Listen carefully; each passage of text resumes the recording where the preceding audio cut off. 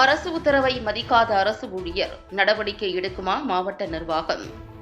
திண்டுக்கல் மாவட்டம் வேடசந்தூர் தாலுகா கூவக்காப்பட்டியைச் சேர்ந்த முருகேசன் என்பவர் அரசு அனுமதியின்றி அரசு ஊழியர் பனை மரங்களை வெட்டியதாக கூறி மாவட்ட ஆட்சியரிடம் மனு கொடுத்துள்ளார். வேடசந்தூர் அருகே கூவக்காப்பட்டியில் முருகேசன் என்பவருக்கு சொந்தமாக சுமார் 1 ஏக்கர் நிலம் உள்ளது. இவரது நிலம் அருகே வேடசந்தூர் தாசில்தார் அலுவலகத்தில் அலுவலக உதவியாளராக பணிபுரியும் விஜயராஜ் என்பவருக்கும் நிலம் உள்ளது. இதற்கிடையில் இருவர் இடத்திற்கும் இடையே 70 சென்ட் அரசு புறம்போக்கு நிலம் உள்ளது. இதில் விஜயராஜ் அரசு புறம்போக்கு நிலத்தை அபகரிப்பதற்காக அந்த நிலத்தை JCB இயந்திரத்தை வைத்து சுத்தம் செய்து அவர் நிலத்துடன் கம்பி வேலி போட்டுள்ளார். மேலும் அரசின் அனுமதியின்றி அந்த அரசு புறம்போக்கு நிலத்தில் இருந்த பனை மரங்களையும் வெட்டியுள்ளார். மேலும் இருவர் இடத்திற்கும் பொதுவான பாதையை ஆக்கிரமிப்பு செய்து அதில் இருந்த 3 பனை மரங்களை அரசின் அனுமதியின்றி வெட்டிய அரசு ஊழியர் விஜயராஜ் மீது நடவடிக்கை எடுக்க கோரி மாவட்ட ஆட்சியரிடம் மனு கொடுக்கப்பட்டது.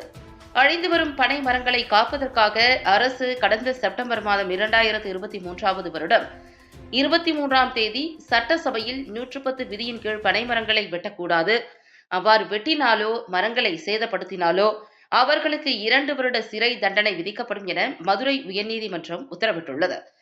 இதற்கிடையில் நீதிமன்ற உத்தரவை மதிக்காமல் அரசு ஊழியரான விஜயராஜ் பனைமரங்களை வெட்டி சாய்த்தது சட்டவிரோதமான செயலாகும். மேலும் முருகேசன் மாவட்ட ஆட்சியர் அலுவலகத்தில் மனு கொடுத்ததை அறிந்து தான் பிடுங்கிய பனைமரத்தை குழி தோண்டி அதே இடத்தில் மீண்டும் நட்டு வைத்து தனக்கு எதுவும் தெரியாதது போல் கபட நாடகம் ஆடுவதாக கூறப்படுகிறது. எனவே அரசு உத்தரவை மதிக்காத அரசு ஊழியர் மீது நடவடிக்கை எடுக்கப்படுமா அல்லது புறக்கணிக்கப்படுமா என மனு அளித்த முருகேசன் மற்றும் சமூக ஆர்வலர்கள் கேள்வி எழுப்பி காத்திருக்கின்றனர்.